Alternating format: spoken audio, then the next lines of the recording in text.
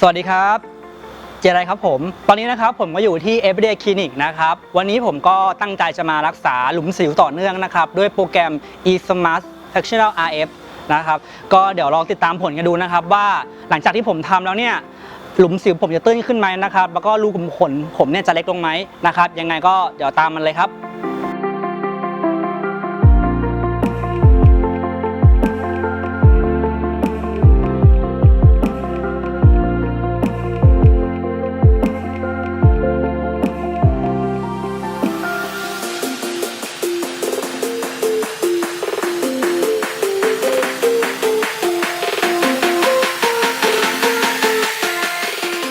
วันนี้นะครับผมก็มีโปรโมชั่นดีๆจะมานำเสนอนะครับนี่เลยครับสำหรับโปรแกรม eSmart Fractional RF นะครับหรือว่าโปรแกรมหลุมสิวนั่นเองนะครับโปรสำหรับ7วันเท่านั้นนะครับย้ำว่า7วันเท่านั้นนะครับสำหรับโปรแกรม eSmart Fractional RF นะครับราคาเพียง 3,999 บาทนะครับได้ไปเลยถึง50ช็อตด้วยกันนี่ว้าวถ้าใครสนใจนะครับก็รีบเข้ามาจองได้เลยนะครับด่วนๆเลยครับผม